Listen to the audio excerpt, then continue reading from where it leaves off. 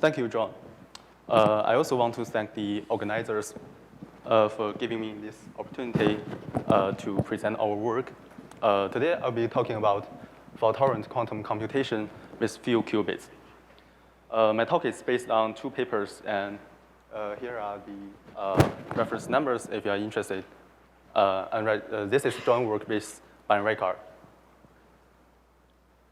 So I would say our result is primarily theoretical, but I really want to motivate them from the practical and experimental perspective.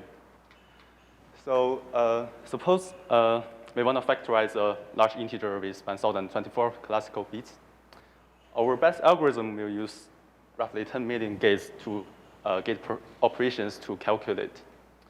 So to get a reliable answer, we need to drive down the physical error rate per gate to roughly 10 to the minus 11, which is impossible to achieve in the near future. Thanks to the accuracy threshold theorem, we can tolerate much more noise than this. But that is still not enough. So current state-of-art hardware technology is barely close to what we require for fault-tolerant quantum error correction, let alone computations like factoring. However, there's an even more serious problem we have to worry about, which is the overhead defined by the ratio of number of physical qubits over the logical qubits.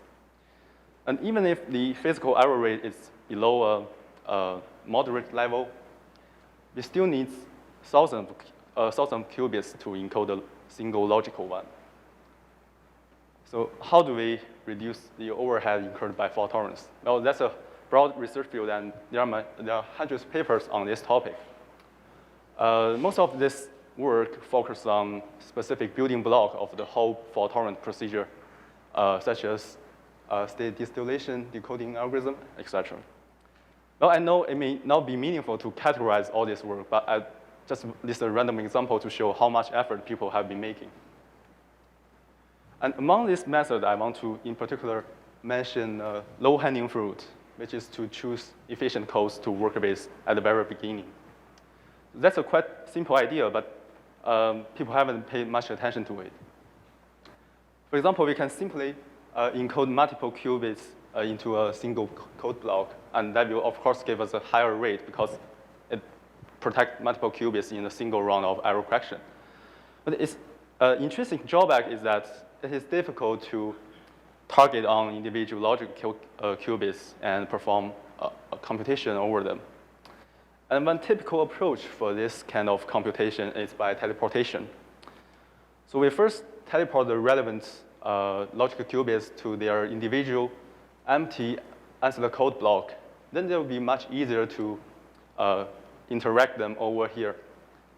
After that, we are going to teleport them back to the data code. But this is not quite efficient because we have to use answer of the size of the code block, and we need additional answer to prepare in specific logical states fault-tolerantly. And it's also worth noting that actually constant fault-tolerant overhead is possible to achieve. But that's mostly a theoretical result, which is not very practical. So in our work, we are less ambitious in that we only focus on small quantum devices with tens of qubits. And it may consist of a single code block which encodes multiple logical qubits. And our goal is to reduce the fault-tolerant overhead as much as possible so that it could be built and play with in experiments in the near future. So why is this interesting? Well, first of all, although fault tolerance is essentially at the heart of the quantum computer, it has been hardly tested in experiments.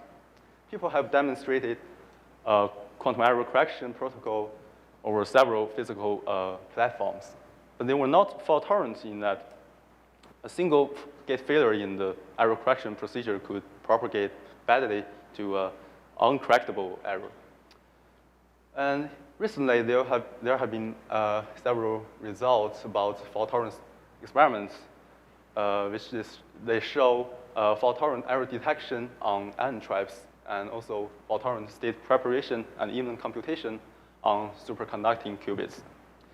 All of these experiments are based on the 4-qubit error detecting code, and they use bare ancilla to achieve a fault tolerance. I'm sure speakers in the afternoon will talk about this, so I will not step into this topic any further. But the only thing I want to say is that the fault tolerance demonstrated so far is quite limited and partial. So why is demonstrating fault tolerance such a daunting task? Well, it's not only because physics, qubits themselves are expensive to engineer, but it's also because the criterion for fault tolerance is very stringent and tricky to verify. So if you have listened to Daniel's talk on this Monday, you will have a sense of how many complications involved with fault tolerance. So the idea is that sometimes people are not even sure which definition of fault tolerance they should choose. So given such difficulties and limitations on the technology, what we can do really is to start from the small devices. But it's still quite beneficial to study them because it will allow us to test and demonstrate the theory proposed, and it will allow us to better assess the performance of different schemes within the realistic error models. And that will, in turn, enable us to adapt our schemes to the real noise. So it's quite important for us theorists to come up with good fault-tolerant schemes in order for experimentalists to test. So that's basically what our work is doing and why we are doing that. Okay, enough for the background. Now here is the result. Our first result is a very efficient protocol for fault-tolerant error correction, which uses only 2 ancillas. The simplest example is the perfect code. We show that 2 ancillas are enough to protect fault-tolerantly a single logical qubit. A more efficient example is a 15-qubit Hamming code. And we show that 2 ancillas are enough to protect as many as 7 logical qubits. And of course, we have many more examples. Our second result is a very efficient protocol for fault-tolerant computation. We show that with only these 2 ancillas, you can already perform any logical gates in the 7 qubits Clifford group fault-tolerantly. And with another 2 ancillas, you can actually perform any universal logical gate set on these 7 logical qubits. So note that, so previously, if we want to compute over 7 logical qubits, the reasonable plan is to prepare 7 blocks of Steen's code and compute over them. And you need at least 4 qubits to, for example, error correct fault-tolerantly. So at least 53 qubits are necessary. But now we show that to achieve this task, you only need 19 physical qubits. And the main idea behind our efficient protocol is to add gadgets, which we call flags, to those circuit locations where some certain bad errors could happen. And if such error does happen, then the flag gadget should signal us as alert, and we should be able to correct them. Okay, next I will first explain our protocol for error correction. But before that, let me go through very briefly some typical error correction paradigms. The first is the Shor's scheme. To start with, we prepare a W qubit cascade. Here, W is the Pauli weight of the stabilizer we want to measure. And to make this fault-tolerant, we have to use an extra qubit to verify the parity of this cascade. This is to prevent the possible correlated error to be propagated to the data block. Second is the Steen's method for the CSS code. So for example, we are measuring these stabilizers, and instead of preparing a cascade, we prepare a logical code block in the logical plus state, and we also perform a transversal C0. And this will use more than more qubits than the code block size because we have to use extra ancillars to prepare it fault-tolerantly. Okay. So actually, we can further improve Chau's method by using the decoding trick proposed by DiVincenzo and Aliferis. So instead of this verification procedure, we apply a carefully designed decoding circuit after the C0 gate. And after that, we perform a bitwise measurement to extract the syndrome as well as the necessary information to detect the potential correlated error. Actually, one can do even better. Specifically, Stevens showed that for stabilizer with weight 4, you can fault-tolerantly measure it using only 3 ancillary qubits. And Yoder and Kim show that for weights at most 8, 4 ancillary qubits are enough. And we further generalized their idea to show that for general weight W, you only need to use half of W ancillary qubits to measure it fault-tolerantly. So the idea is still to use the DiVincenzo-Aliferis decoding trick, as you see here. But instead, we couple each ancillary qubit with 2 data qubits. So here's I just summarize all these improvements on the Chau's scheme. So from Chau's scheme, the number of ancillary is weight plus 1 to only the weight and to half the weight. And next, I will show in every detail how we can reduce the ancillary overhead to only 2 qubits. Okay, here is a circuit for the naive approach to measure, for example, the Z tensor-4 stabilizer using a bare ancillary. It is not fault-tolerant because a Z fault here could propagate badly to form a correlated error, data error. So previous approaches to get around this is to make such signal interaction transversal. But our idea for the flag gadget is to allow this happen. But the point is that we are able to catch them and correct them. So here is our flag gadget in the red part. I mean, the plus state and this 2C0. So if there is no fault in the circuit, then nothing happens. Then the flag gadget just does nothing, and you get your syndrome here, and the X measurement here is simply trivial. But if a Z fault happens, it will still propagate badly to the data. But in the meantime, it will also trigger the X measurement to be non-trivial. So the point for the flag gadget is to catch all possible bad error, bad failure in between them. So that is the whole point of the flag gadget, and that is the idea of our paper. So if a flag is raised, what should we do next? Well, of course, to correct them. But it is not trivial because there are also other cases which where the flag could be triggered. For example, the flag itself could fail, leaving no error to the data. And also, a Z fault here or Z fault here will also trigger the flag, leaving the data with only one error. Note that this IZZZ error is equivalent to ZIII modulo the stabilizer.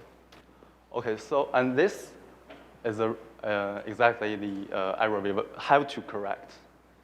So the point is that we have to design this circuit very carefully such that those flag errors could be distinguishable. So how do we distinguish them? Well, of course, my idea is to measure all stabilizers and to distinguish them by their syndromes. And it's not trivial. So here, to illustrate this, so let's consider an example of measuring a stabilizer Z8 through Z15 of the 15-qubit Hamming code. So this is the flag gadget to measure that stabilizer. So this gadget is able to caught any Z fault occurring in the middle of it. So if we simply place all the CNOT gates in the trivial order, so let's see what will happen. So if a Z error happened here, it will propagate all the way down to create an error equivalent to poly Z on 8 and 9. And if a Z error occur here, then they will generate correlated error on the last 2 qubits. But it turns out that these 2 correlated errors generate the exact same syndrome. But there is no way for us to correct them simultaneously. So that flag gadget doesn't work. So here is a flag gadget which does work.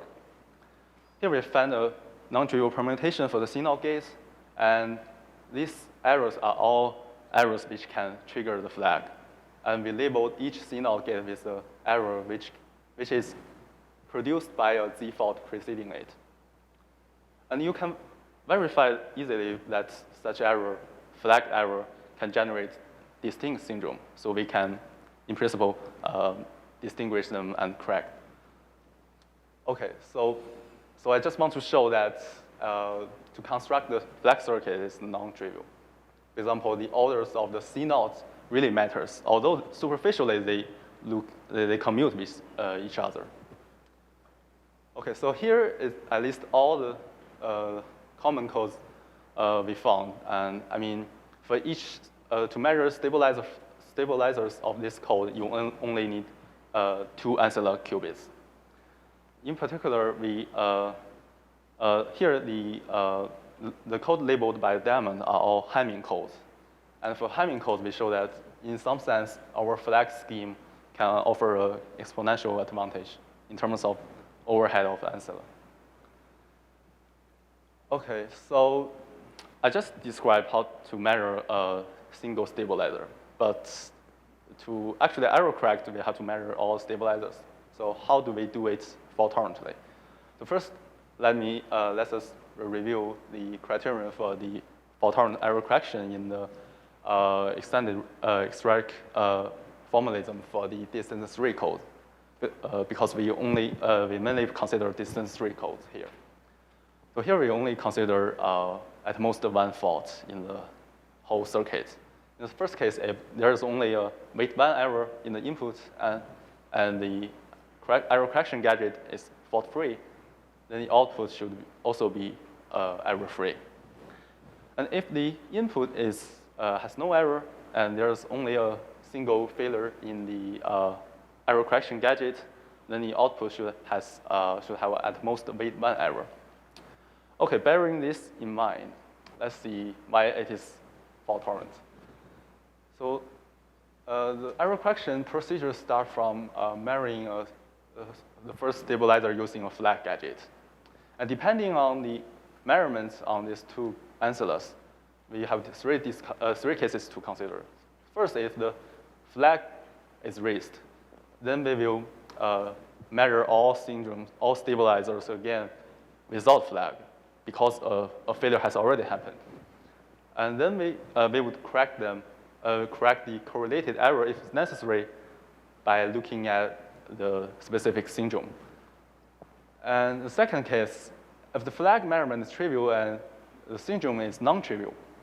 So in this case, we're going to measure all stabilizers again without flag and to correct them using the ordinary correction rule. So here you may wonder why bother measure all stabilizers again? Because the fault which result in the non-trivial syndrome could happen in between some 2 flag gadgets. So you'd better come back and measure the previous syndrome again to make sure that the syndrome you get is correct. So in the third case, if both flag and syndrome are trivial, then we just do nothing and go on to measure the next stabilizer using a flag gadget. Okay, So to show that flag scheme is really practical, we simulate the error correction procedure on the 7-qubit STIN code. And we compare three schemes, STIN, Shor, and our flag scheme. And this axis is a physical error rate, P, and the y-axis is logical error rate divided by P squared to show the coefficient of the leading order term. And the dashed line here is the value P divided by P squared to help show the pseudo threshold. We see that flag scheme is quite comparable with the others. And it is even slightly better than Shor scheme. And here's another two example. So for the perfect code, the performance is quite similar to the STIN's code. But for the 15-qubit Hamming code, STIN's scheme performs much better than the others. So it's probably because it can extract multiple syndromes at a single shot.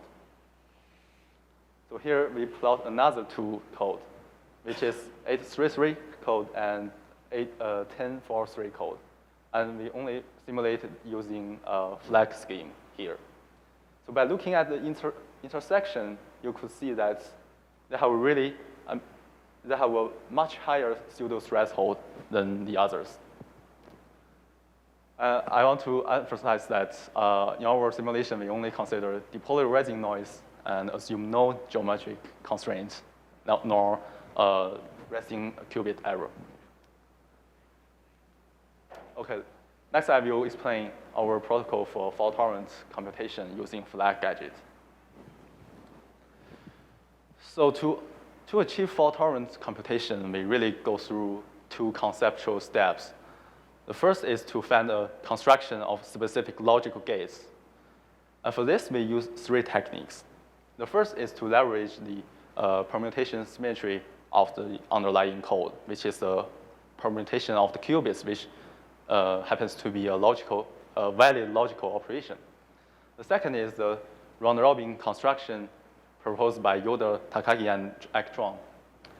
The third trick is our new one, which is to build CZ circuits based on such permutations. And to make this CZ-based CZ circuits fault-tolerant, what we do is, of course, using flag gadgets to catch bad errors. Specifically, we're going to replace each physical CZ gate into a so-called CZ gadget using two ancillas at a time.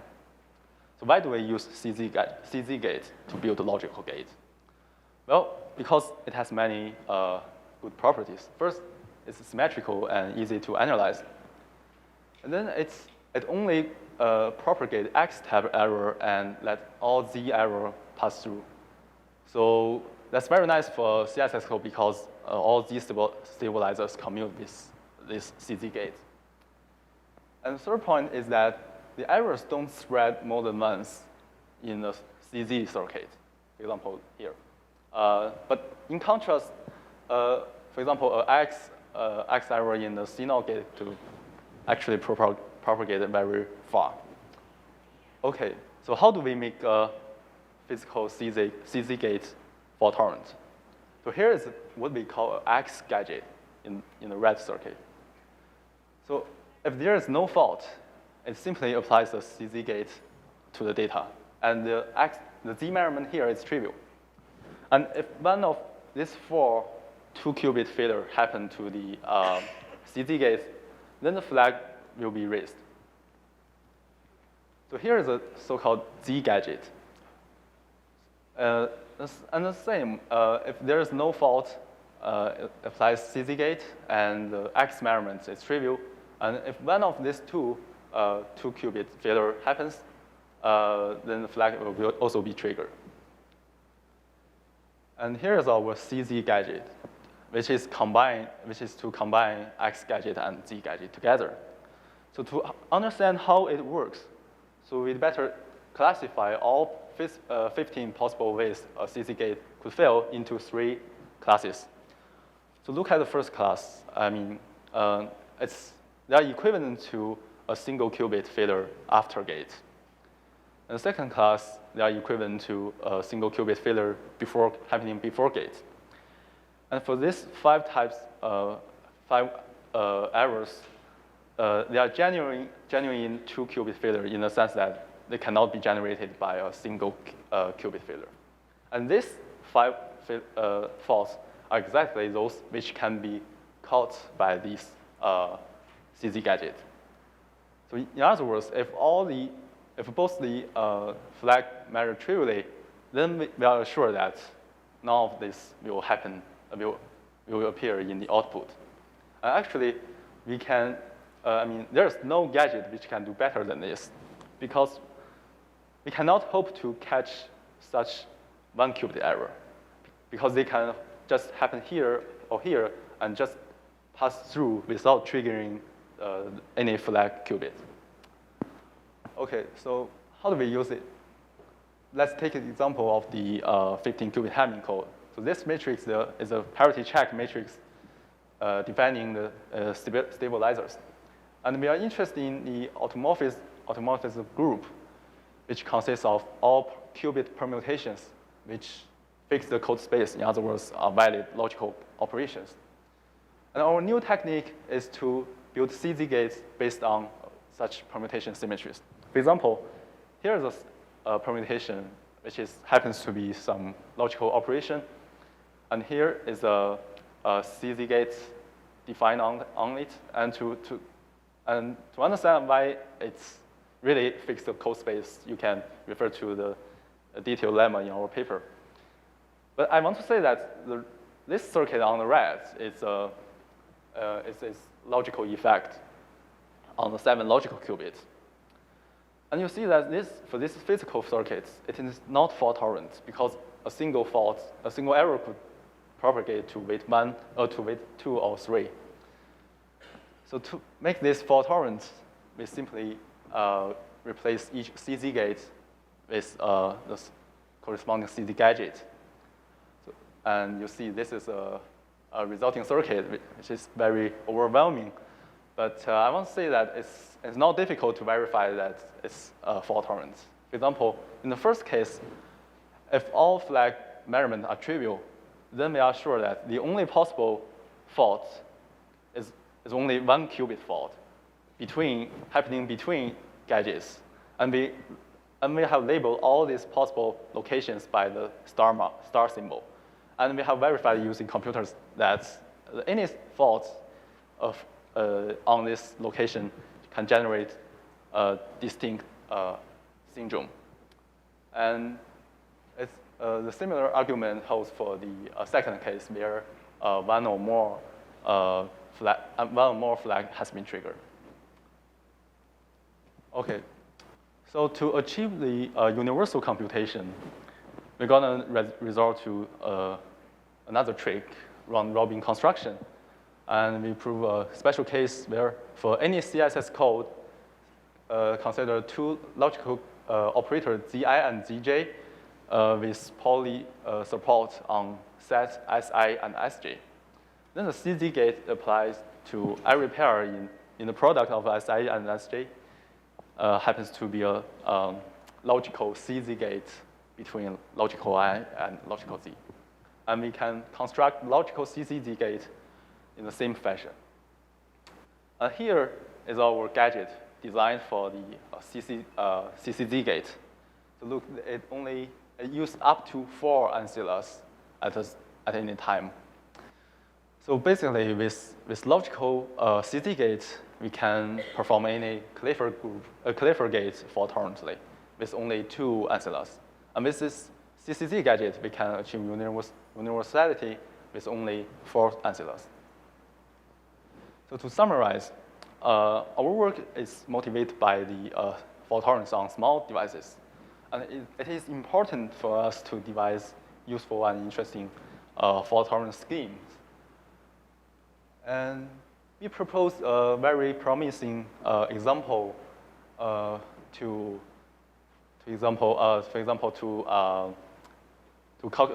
compute over 7 logical qubits using only 19 physical qubits. So experimentalists could do many interesting things on small devices. And the idea is to use flag gadgets to catch those bad errors which could propagate, out of control in the data. So as a final remark, I want to say the flag gadget can be used in many ways. For example, we can attach a gadget to each CNOT gate here, and when they overlap with each other, then they are able to catch any single Z fault occurring in each CZ gate. And this will make the error correction procedure much easier.